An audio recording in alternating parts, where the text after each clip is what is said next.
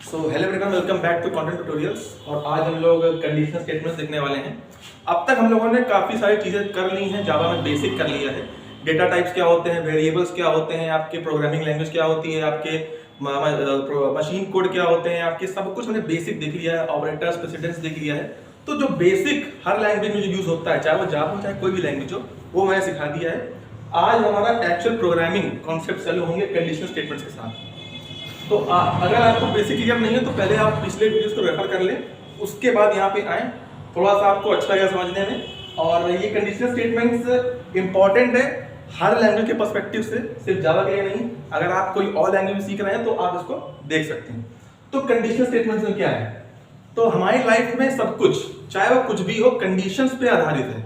Conditions का मतलब क्या है, जैसे कि अगर मान लीजिए बारिश का मौसम होता है और आप कहीं भी बाहर जा रहे हैं और बारिश हो रही है तो आप छाता निकालते हैं, छाते का यूज करते हैं, अम्ब्रेला।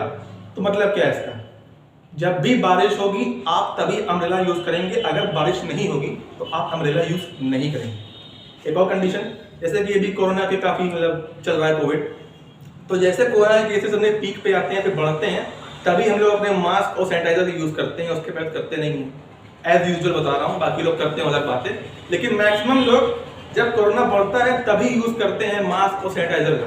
तो कंडीशन क्या है, केसेस बढ़ेंगे तो सैनिटाइजर और मास्क का यूज होगा, नहीं बढ़ेंगे तो नहीं यूज होगा। कंडीशन है यहाँ पे।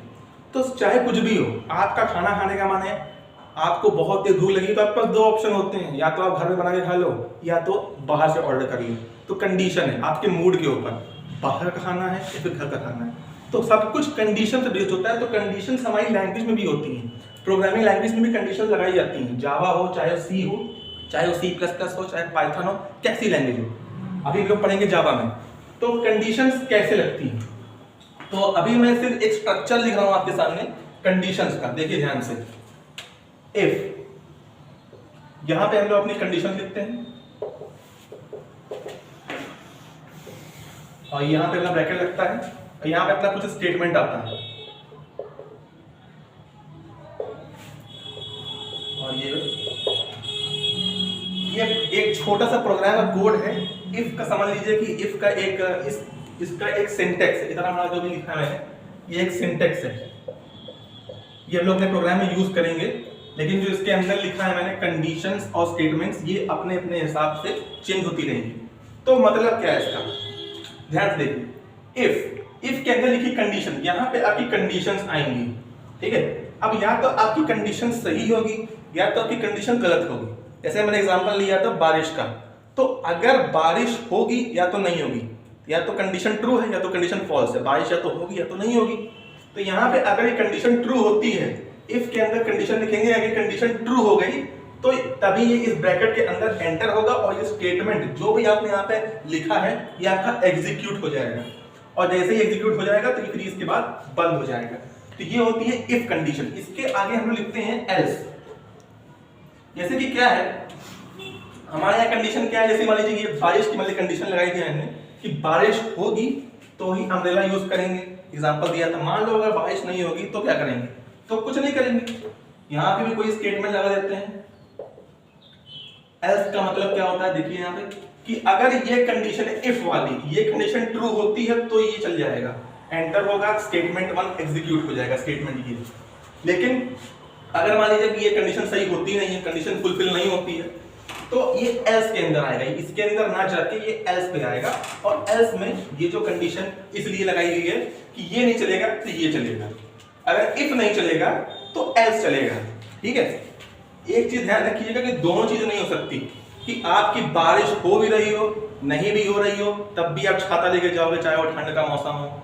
धूप में लेके जाते हैं, लेकिन मेनली हम लोग छाते का यूज करते हैं रेनी सीजन में। तो ऐसा तो नहीं है कि रेनी सीजन हो, चाहे स्प्रिंग सीजन हो, चाहे विंटर हो, चाहे समर हो, आप हमेशा छाता लेके जा रहे हो, ऐसा तो नहीं होने वाला। इसमें वही चीज है, या तो आपका इफ स्टेटमेंट चलेगा, ये सही हुआ तो ये चलेगा, नहीं तो एल्स चलेगा। एल्स का मतलब है कि अगर इफ नहीं चला तो एल्स चलेगा। अब इतनी सी चीज को हम लोग एक एग्जांपल के तौर पे देखते हैं, ठीक है। तो मैं यहाँ पे अभी एक कोड लिख रहा हूँ। ये जो कोड है मैं मेन के अंदर जो पब्लिक स्टैटिक वॉइड मेन होता है ना, उसके अंदर लिख रहा है, मैं पूरा प्रोग्राम नहीं लिख रहा हूँ, उतना आपको करना होगा। तो सपोज मैंने यहाँ पे एक वेरिएबल बना दिया है int a is equal to 32 बना दिया। अब मैं यहाँ पे कंडीशंस को यूज कर सकता हूँ। If a is greater then 60 bracket open, अब इसमें हम लोग प्रिंट कर सकते हैं system dot out dot print ln yes,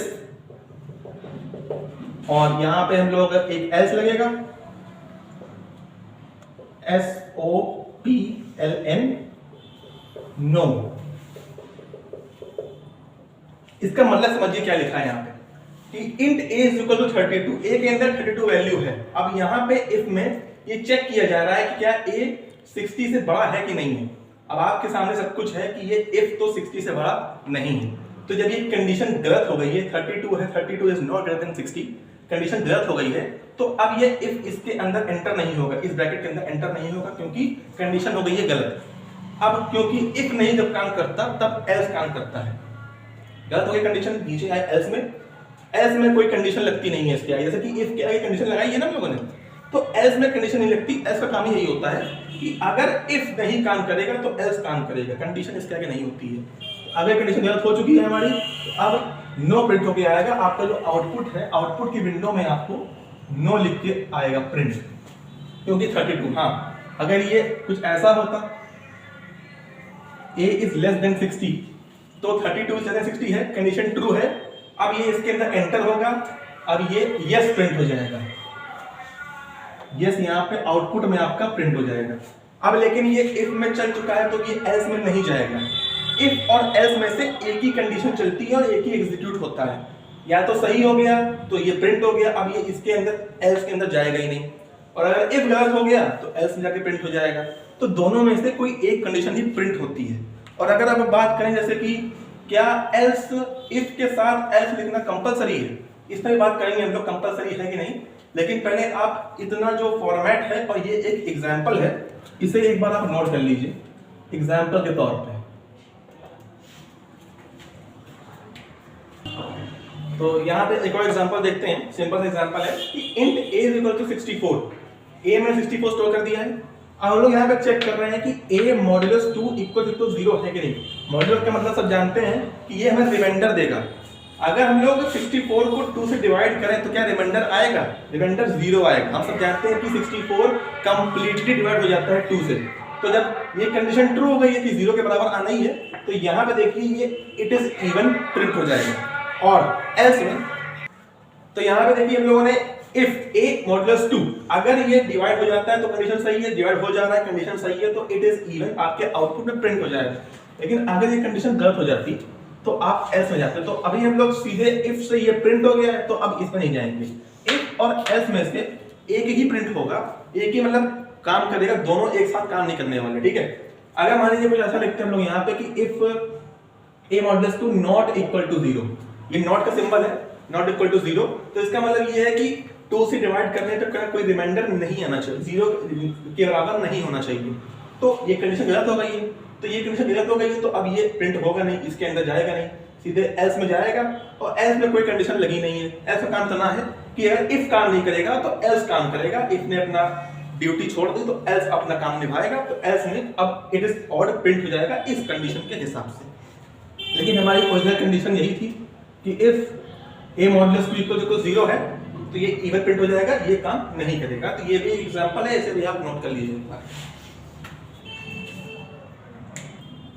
तो यहाँ पे आप लोग के लिए एक छोटा सा क्विज है, वीडियो को पॉज कीजिए और ये बहुत छोटा सा क्विज है, बताइए कि आउटपुट में क्या आएगा। इतना ही बड़ा है, ये मेन के अंदर लिखा हुआ है, ठीक है।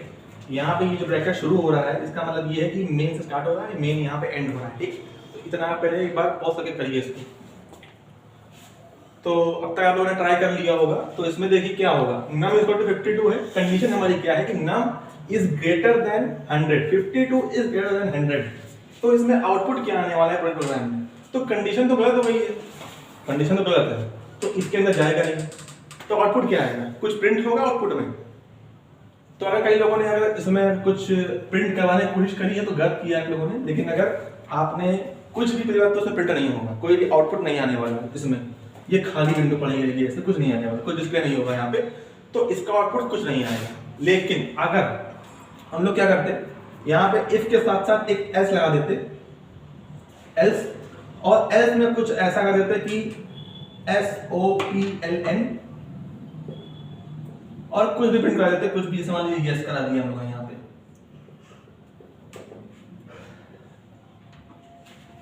तो अब इफ कंडीशन ही गलत हो चुकी है, तो अब इफ काम करेगा नहीं तो एल्स काम करेगा।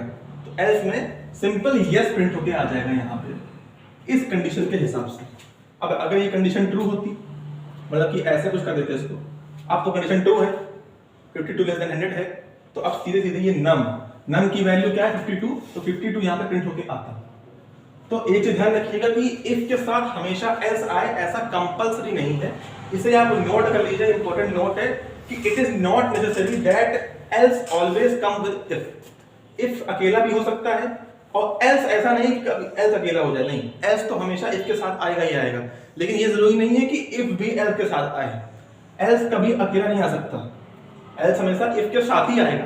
लेकिन इफ के साथ हमेशा एल्स आए ये जरूरी नहीं है, ये इंपॉर्टेंट पॉइंट है, इसे आप नोट कर लीजिए, ठीक है। तो ये एक छोटा सा क्विज है, इसे भी आप नोट कर लीजिए।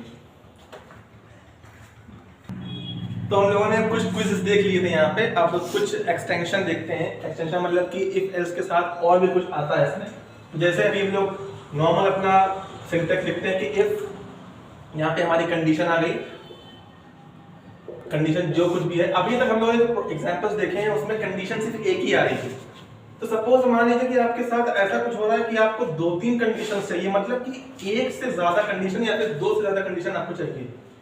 यहाँ पे स्टेटमेंट आएगा आपका कि कोई भी स्टेटमेंट कुछ भी एग्जीक्यूट करना हो, कुछ भी अंदर इसके लिखा हो सकता है। स्टेटमेंट का मतलब ये होता है इफ और एक इसके आगे आता है एल्स इफ, इसके अंदर भी कंडीशन होती है। इसके अंदर कुछ स्टेटमेंट होगा। अब आप चाहो तो यहाँ पे इफ के बाद एल्स इफ बहुत से, इसका मतलब क्या होता है देता हूं आपको मैं अभी। और लास्ट में हमारे यहाँ पे सिंपल एल्स, यहाँ पे कुछ स्टेटमेंट लिखा होगा कुछ भी आपके हिसाब से, और ये बंद।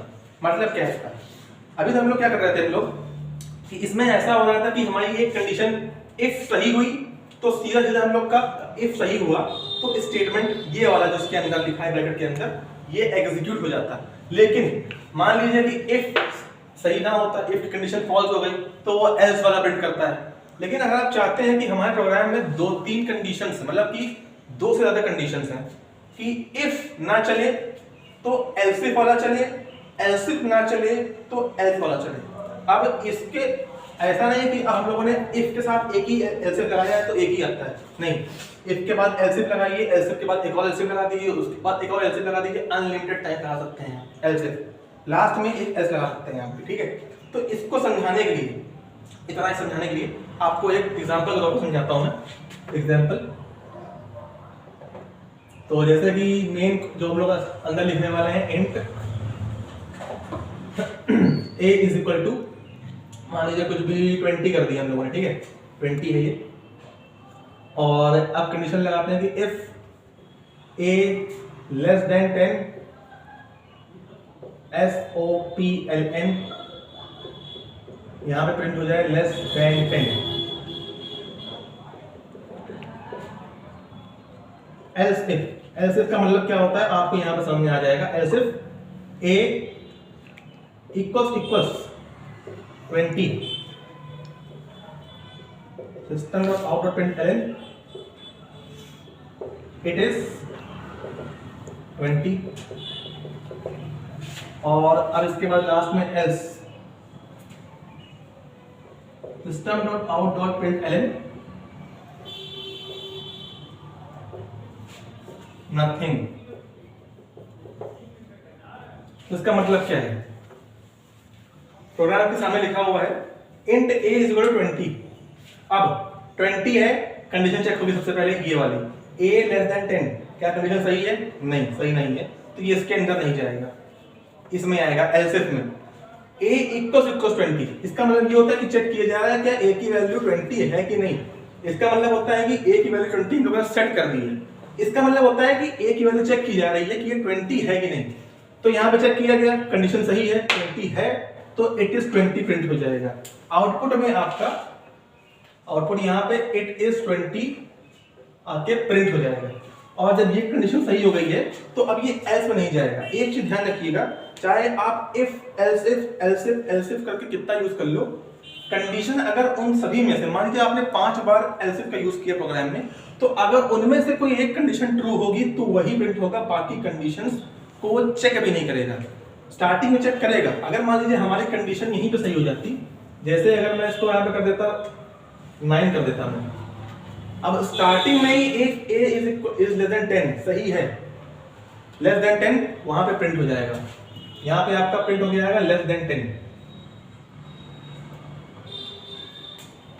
अब आप सोच रहे होंगे कि लेस देन 10 प्रिंट हो गया तो क्या ये इसमें जाएगा? नहीं, काम खत्म। ना वो एल्सिफ को एल्सिफ में जाएगा, ना वो एल्स में जाएगा, क्योंकि एक बार यहाँ पे कंडीशन सही हो चुकी है।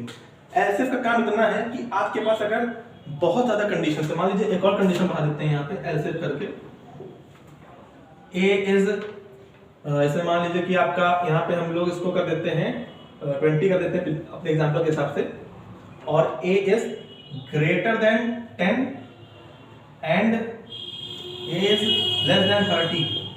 एक कंडीशन और लगाती है लोगों ने यहाँ पे, ठीक है? तो a 20 है, if a is less than 10 तो ये तो कंडीशन गलत हो गई है तो इसमें जाएगा नहीं। इफ इसकी कंडीशन चेंज कर देते हैं हम लोग, कुछ भी कर देते हैं यहाँ पे, इफ इक्वल इक्वल रहने दो, इसको कर देते हैं हम लोग 120, ठीक है? 120 कर देते हैं इसको, ठीक? ये a है आपका। तो अगर देखिए यहाँ पे स्टार्टिंग देखिए, a is less than 10 condition गलत हो गई तो इसको प्रिंट नहीं करेगा। एल्स इफ a इक्वल 120, क्या a 120 के बराबर है? नहीं है, तो इसके अंदर नहीं जाएगा। एल्स इफ क्या a 10 से बड़ा है और a 30 से छोटा है? हाँ है, तो अब यहाँ पे नथिंग होके प्रिंट हो जाएगा, जो यहाँ पे लिखा हुआ है वही यहाँ पे प्रिंट हो जाएगा। जरूरी नहीं कि कुछ आप कुछ भी लिख सकते हो यहाँ पे, ठीक है? मैं नथिंग लिखा हुआ है, मैं नथिंग प्रिंट करवा देता हूँ यहाँ पे, ठीक? तो आप चाहो तो बहुत सारे if else if else if else if else if करके बहुत सारे एल्सिफ लगा सकते हैं। और यहाँ पे देखिए हमने एल्स का यूज नहीं किया है, सिंगल एल्स का यूज नहीं किया है। मैंने आपसे पहले कहा था कि एल्स मैंडेटरी नहीं है कि आप हमेशा यूज करो, वो आपके ऊपर है कि आप यूज करना चाहते हो या नहीं। नहीं यूज करोगे तब भी चल जाता है काम उसमें। अब इसमें जैसे हमेशा ध्यान रखिएगा कि अगर ये कंडीशन सही हो गई तो ये प्रिंट हो जाएगा, आगे चेक नहीं करेगा। इफ एल्सिफ एल्सिफ एल्सिफ में यही होता है कि एक कोई कंडीशन सही होगी तो वही प्रिंट होगा और बाकी कंडीशंस को वो चेक भी नहीं करने वाला। तो ये थोड़ा सा एग्जांपल है, इसे आप नोट कर लीजिए। तो यहाँ पे आपका डाउट एक क्लियर कर दे रहे हैं, ये डाउट आएगा तो पहले ही क्लियर कर दे रहे हैं, ठीक है? क्या होगा प्रोग्राम देखना ध्यान से, क्या होगा इसमें? इंट a इक्वल टू 10 लिखा हुआ है, इफ a इक्वल्स 10 कंडीशन सही है, स्टेटमेंट 1 प्रिंट हो जाएगा। आउटपुट में आपका यहाँ पे स्टेटमेंट 1 लिख के आएगा, स्टेटमेंट 1, ठीक है? अब क्या ये आगे चेक करेगा? बिल्कुल करेगा, क्योंकि यहाँ पे एल्स इफ नहीं है, यहाँ पे सिंगल इफ है। एल्स इफ अगर होता तो पहली कंडीशन सही हो चुकी है तो ये अगली कंडीशन को देखता तक नहीं, लेकिन यहाँ पे सिर्फ इफ लिखा हुआ है तो इसको देखना पड़ेगा। तो सही हो गई कंडीशन, प्रिंट हो गया। अब इफ a लेस देन 20 है, हाँ है, तो अब स्टेटमेंट 2 प्रिंट हो जाएगा। स्टेटमेंट 2 प्रिंट हो गया, खत्म, यहाँ पे खत्म हो गया। अब तीसरी condition, if a greater than 5 है, सही कंडीशन, स्टेटमेंट 3 प्रिंट हो जाएगा।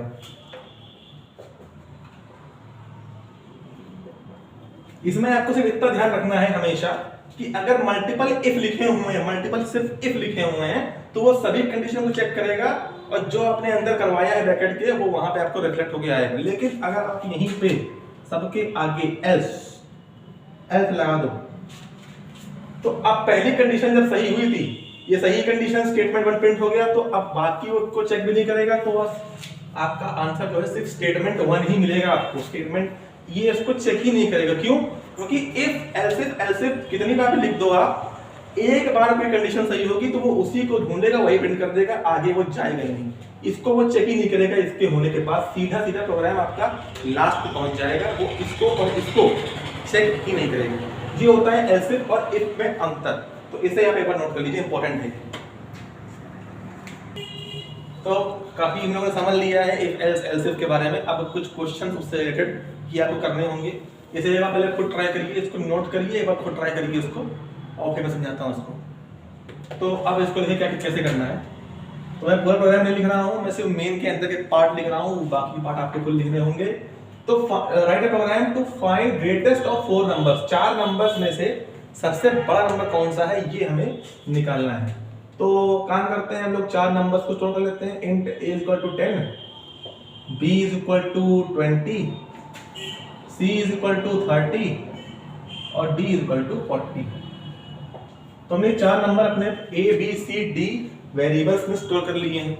अब देखने में तो पता ही है कि d सबसे बड़ा है, लेकिन अभी प्रोग्राम अगर आपका बताए, जावा प्रोग्राम आपको बता दे कि सबसे बड़ा आपका d है, या फिर मान लीजिए यूजर ही आपकी खुद की वैल्यू करना चाहे a b c d में, तो उसको पता करने के लिए आपको प्रोग्राम बनाना पड़ेगा। देख तो रहा है कि d सबसे बड़ा है, तो सबसे अब प्रोग्राम लिखते हैं।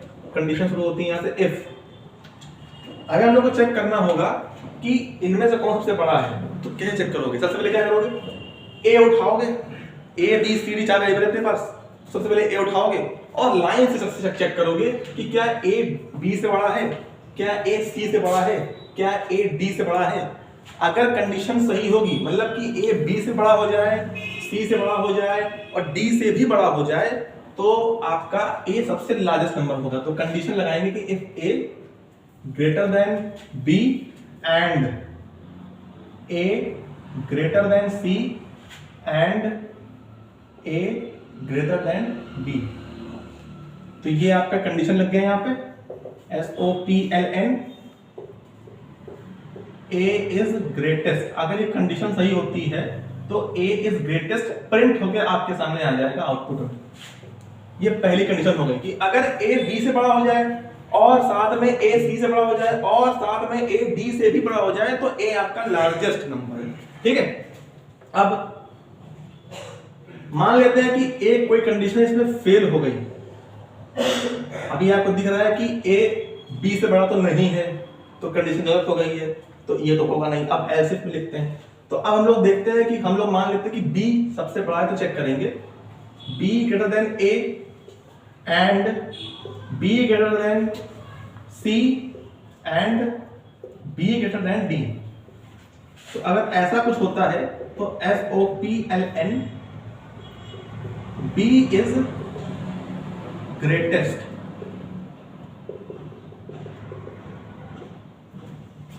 अभी हमने मान लिया कि b बड़ा है, अब बचा क्या? c और d बचा, तो अब c को देख लेते हैं एक बार, है ना। तो एल्स इफ SOPLN कंडीशन आएंगे यहाँ पे, else if c is greater then a and c is greater then b and c is greater then d। ठीक है, तो यहां पे प्रिंट हो जाएगा c इज ग्रेटेस्ट। तो हमने a ले लिया, b ले लिया, c ले लिया, बचा क्या? d। जब a b c आप लास्ट में तब पहुंचोगे ना। अभी यहां पे हमने चेक किया क्या a सबसे बड़ा है? नहीं बड़ा है, ठीक है, क्योंकि a b से बड़ा नहीं है, कंडीशन यहाँ फॉल्स हो गई है। तो बाकी अब ट्रू भी हो जाए तो मतलब नहीं, क्योंकि एंड लगा हुआ है। एक फॉल्स होगा तो सब फॉल्स हो जाएंगे, तो इस कंडीशन में नहीं जाओगे आप। ठीक, अब b चेक किया जा रहा है, क्या b a से बड़ा है? हाँ, a तो बड़ा है। क्या b एंड क्या b c से बड़ा है? नहीं, बड़ा नहीं, कंडीशन फॉल्स हो गई। अब एक फॉल्स हुआ तो पूरा फॉल्स हो जाएगा, क्योंकि एंड यूज किया हुआ है, तो ये भी प्रिंट नहीं होगा। अब c चेक किया जा रहा है, क्या c a से बड़ा है? हाँ, c a से बड़ा है। क्या c b से बड़ा है? हाँ, b से बड़ा है। क्या c d से बड़ा है? नहीं, एक फॉल्स हुआ, यहाँ पे पूरा फॉल्स हो जाएगा, ये एग्जीक्यूट नहीं होगा। तो बचा क्या? अब d बचा। तो अब हम लोग को एलसीएम लिखने की जरूरत नहीं, क्योंकि हमें पता है कि a हो गया, b हो गया, c हो गया, बचा क्या? d। तो आप डायरेक्ट एल्स यूज करें सिर्फ, और यहां पे प्रिंट करा दें system.out.println d इज ग्रेटेस्ट।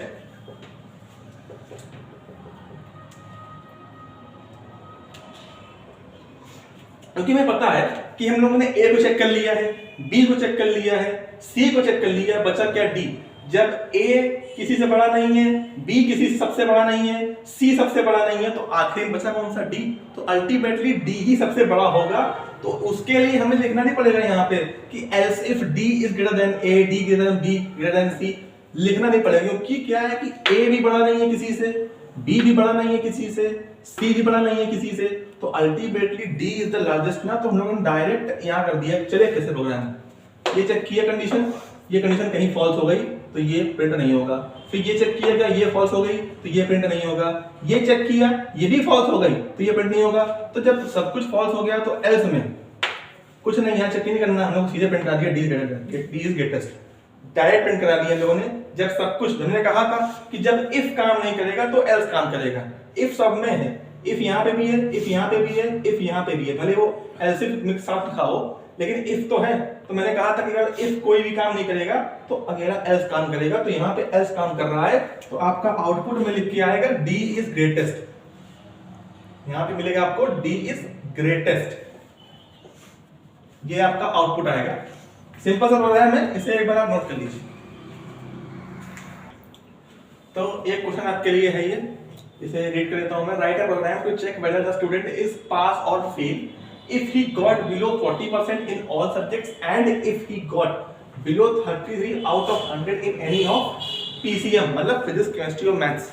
कहने का मतलब क्या, क्वेश्चन क्या कह रहा है आपसे कि ऐसा प्रोग्राम बनाइए कि ये बताए कि वो स्टूडेंट पास है कि फेल। कंडीशन क्या है पास फेल होने की, कि अगर स्टूडेंट के सभी सब्जेक्ट्स में, सभी क्या मतलब कि अगर पीसीएम में मान लीजिए कि ओवरऑल सब्जेक्ट्स में उसके 40% से कम आ रहे हैं तो वो फेल है।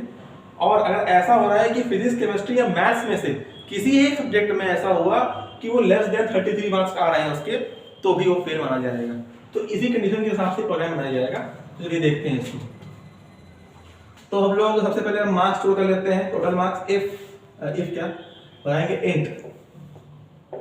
Int A is equal to A. आप कोई भी अपने हिसाब से वेरिएबल बना लीजिए। जैसे कि अगर मैं पी बनाता हूँ फिजिक्स के लिए, सी बनाता हूँ केमिस्ट्री के लिए और एन बनाता हूँ मैथ्स के लिए, कैपिटल में है, ठीक है। तो हम लोगों ने ये बना दिया है। अब मार्क्स आप अपने हिसाब से इसमें स्टोर करेंगे, ठीक है। चाहो तो आप इनपुट ले लेना और चाहो तो आप इसको डायरेक्ट यहीं पे वैल्यू स्टोर कर सकते हो, ठीक है। और एक और बना लेते हैं वेरिएबल टी मार्क्स करके। टी मार्क्स का मतलब है टोटल मार्क्स, ठीक है। ये एक साथ लिखा हुआ है टी मार्क्स का, टी मार्क्स। तो इसमें करना क्या है, हमें इतना चेक करना है कि टी मार्क्स, मान लीजिए कि इसमें हमें चाहिए कि ये जो है 40% से ऊपर मतलब होना चाहिए इसमें मार्क्स, या फिर हम लोग इसको परसेंटेज लिख लेते हैं, परसेंटेज। मैं इसको PER करके स्टोर करता हूं पर, ठीक है।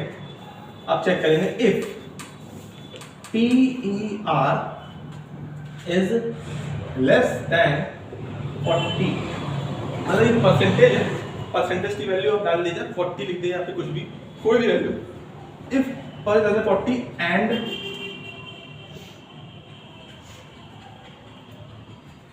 एक कंडीशन हो गई है कि 40 से कम हुआ तो हम लोग, तो ये स्टूडेंट यहाँ पे फेल हो जाएगा।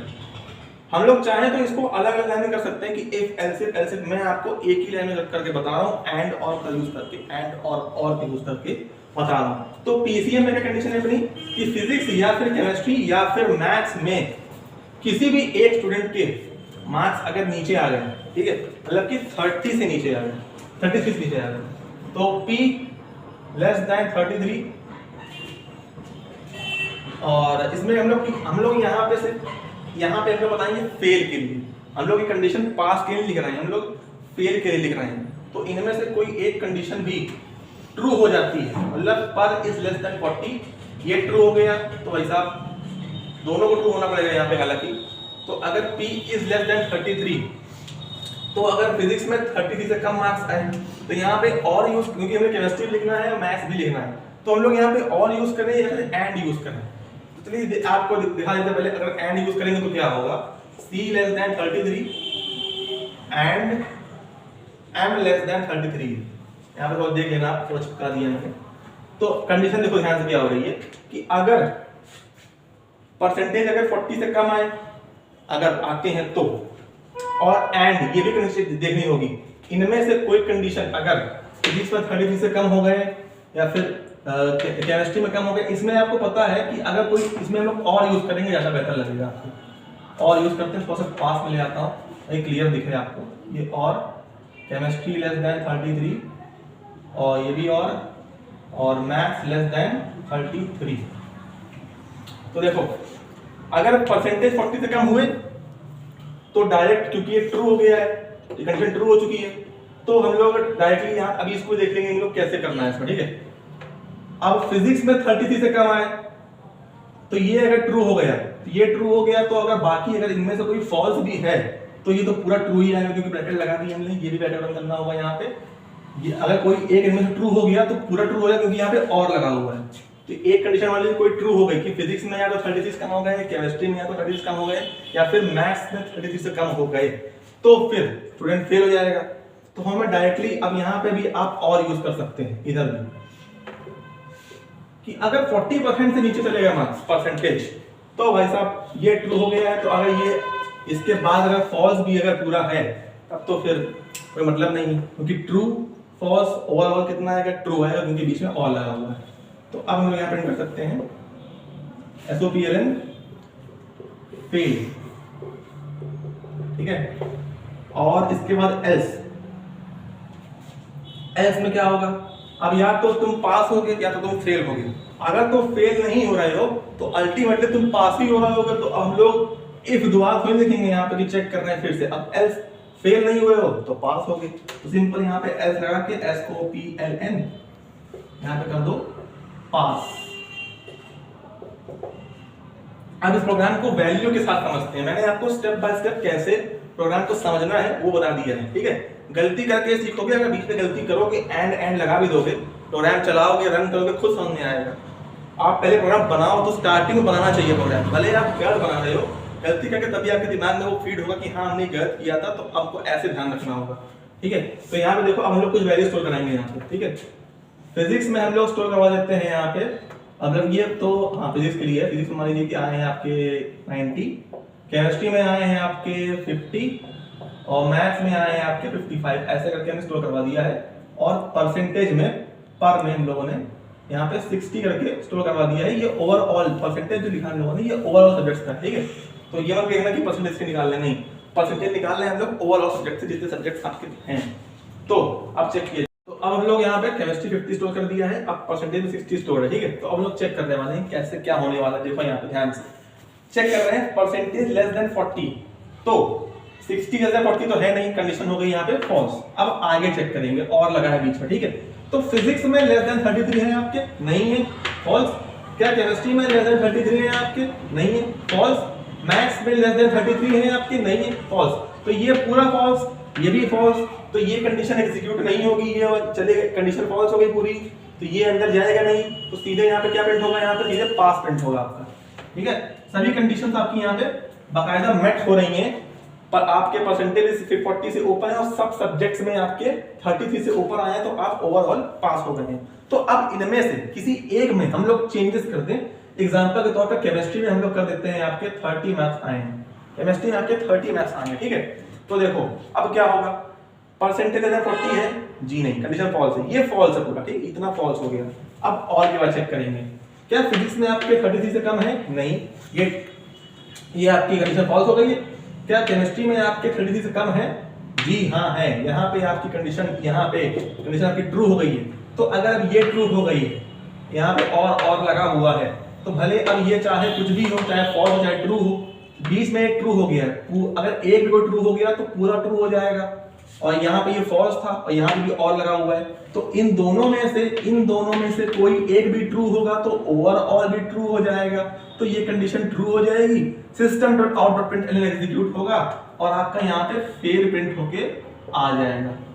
तो एग्जांपल देखिए क्या हुआ था, यहाँ पे हम लोगों ने केमिस्ट्री में जस्ट चेंज किया कि 30 मार्क्स आए हैं आपके, एक सब्जेक्ट में आपके 30 से कम हो गए, आप फेल हो गए। यहाँ पे देखिए पूरा क्वेश्चन के हिसाब से सॉल्व किया गया है, एक कंडीशन फॉल्स हुई है, बस एक कंडीशन आपकी, मतलब कि एक ही में आप करें और पूरा आपका फेल हो गया।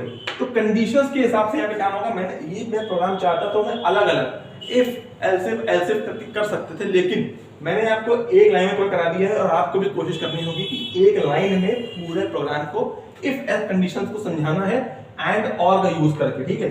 तो यहाँ पे हम लोगों ने सिंपल प्रोग्राम देख लिया है पास और फेल का। इनमें से देखो कोई भी कंडीशन, एक कंडीशन ही फेल होती है, तो हम लोगों ने ये जो पहला कंडीशन लगाई है, यहाँ पे हम लोगों ने फेल कंडीशन लगाई है, फेल की, कि हम लोग इसमें फेल कर रहे हैं कि नहीं, तो फेल प्रिंट हो, नहीं तो पास प्रिंट हो जाए। आप इसका उल्टा भी कर सकते हैं, आप यहाँ पे कंडीशन लगा दे पास की, कि सभी में परसेंटेज ग्रेटर देन 40 हो, फिजिक्स में 33 से ऊपर है, चेक करो सब में, तो यहाँ पे आप पास प्रिंट करवा दो, यहाँ पे फेल करवा दो। मैंने उल्टा किया, मैंने पहले फेल प्रिंट करवाया, फेल की कंडीशन लिखवाई है और उसके बाद पास की कंडीशन लिखी हुई है। तो आपको ऐसे प्रोग्राम्स को ध्यान से करना होगा, एंड और पे कहाँ यूज करना है आपको ध्यान देना होगा। तो इसे एक बार आप नोट कर लीजिए।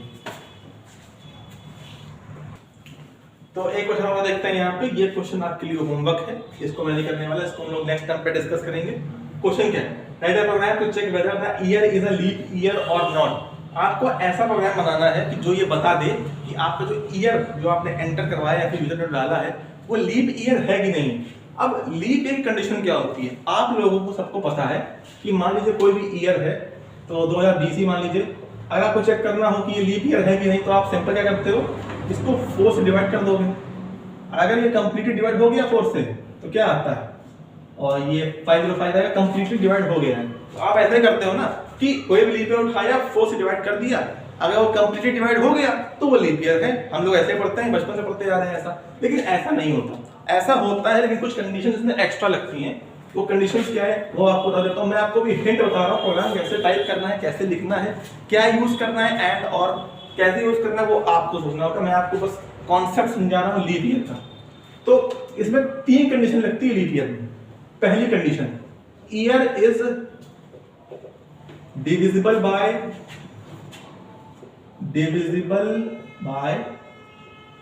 4।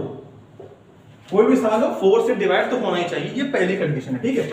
अब दूसरी कंडीशन क्या है, year is not divisible by 100।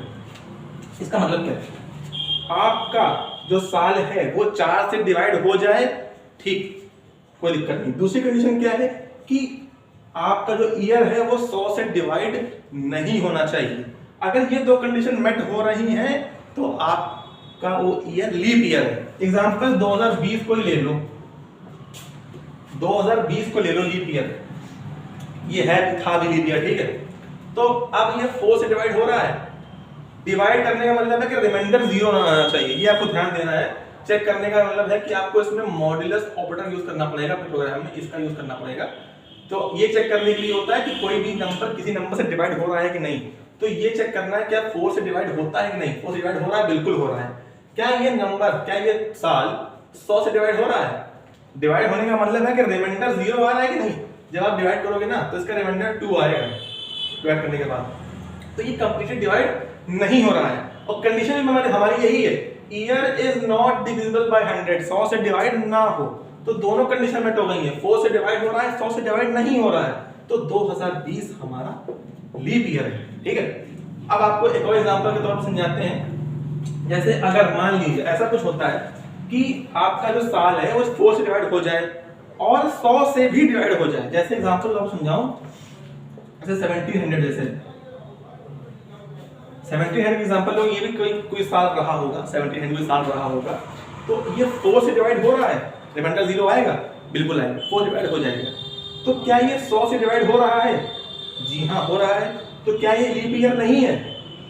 एक और कंडीशन आएगी यहाँ पे। अगर ये कंडीशन, ये सेकंड वाली कंडीशन फॉल्स हो जाती है, मतलब कि कोई साल 100 से डिवाइड हो जा रहा है, तो बस लास्ट कंडीशन चेक कर लेना, बस लास्ट कंडीशन चेक कर लेना कि ईयर इज डिविजिबल बाय 400। अगर ये कंडीशन फॉल्स होती है, मतलब कि कोई ईयर 100 से डिवाइड हो जा रहा है, तो लास्ट में ये चेक कर लेना क्या वो 400 से भी डिवाइड हो रहा है क्या। इसी एग्जांपल लो, ये 4 से भी डिवाइड हो रहा है, 100 से भी डिवाइड हो जा रहा है, ये कंडीशन गलत कर दे रहा है। तो अब लास्ट में चेक कर लो 400, क्या ये 400 से डिवाइड हो रहा है, मतलब रिमाइंडर 0 आ रहा है? जी नहीं, रिमाइंडर 0 नहीं आएगा। 17/4 करोगे, रिमाइंडर आएगा ही आएगा। तो 1700 is not a leap year. ये 3 कंडीशन होती है बेसिकली। और चेक कौन सी करते हैं हम लोग? ऊपर की मेन चेक करते हैं 2। अगर 4 से डिवाइड हो गया, ठीक है, आगे बढ़ते हैं। 100 से डिवाइड नहीं होना चाहिए, अगर नहीं हो रहा है तो सीधे बोल दो कि लीप ईयर है। जैसे कि 2020 में हम लोगों ने जब चेक किया 100 से डिवाइड हो रहा है कि नहीं, तो हम लोगों ने आगे चेक नहीं किया है 400 से डिवाइड हो। इससे तब चेक करेंगे 400 से डिवाइड होने का, जब ये कंडीशन फॉल्स हो जाएगी, मतलब ये कंडीशन गलत हो जाएगी कि ये 100 से कोई ईयर डिवाइड हो गया है, और 4 से भी हो गया है तो बस लास्ट में चेक कर लो कि 400 से भी डिवाइड तो नहीं हो रहा है, बस इतना आपको चेक करना होगा। और कोई ईयर लीप ईयर नहीं होगा तो सबसे बेस्ट कंडीशन यही वाली है कि अगर वो 4 से ही डिवाइड नहीं हो रहा है तो हम आगे चेक करेंगे ही नहीं। एग्जांपल के तौर पे कुछ भी ईयर ले लो यार, 1779 ले लो, ये जब आप 4 से डिवाइड करोगे तो रिमाइंडर 0 नहीं आएगा, तो ये सीधे सीधे लीप ईयर नहीं है, आगे आपको चेक ही नहीं करना है। लेकिन ये सब तब करेंगे जब ये लगातार काम होते जा रहे हैं, 4 से भी डिवाइड हो गया, 100 से डिवाइड नहीं हो रहा है तो लीप ईयर है, सीधे बोल देना। अगर हो गया तब यहाँ पे जाना कि 400 पे चेक कर लो। तो ये आपकी बेस कंडीशंस लिखी हुई है यहाँ पे। इन कंडीशंस की हेल्प से आपको ये प्रोग्राम बनाना है, ये होमवर्क है, आपको ये खुद करना होगा। इसको हम लोग प्रॉपर तरीके से डिस्कस करेंगे। बहुत अच्छा क्वेश्चन है ये, आपके लीप ईयर के कॉन्सेप्ट को क्लियर कर देगा। अगर आपको सर्च करना हो कि कौन कौन से लीप ईयर्स हैं जो 4 से डिवाइड हो जा रहे हैं तो आप इसको गूगल कर सकते हैं।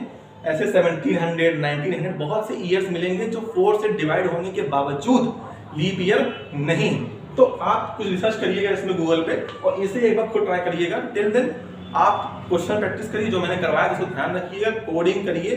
अब स्टार्ट करिए, थोड़ा सा कंप्यूटर अगर आपके पास है तो कुछ प्रोग्राम्स मैंने करवाए हैं उनको टाइप करिए, प्रोग्राम में रन कराइए।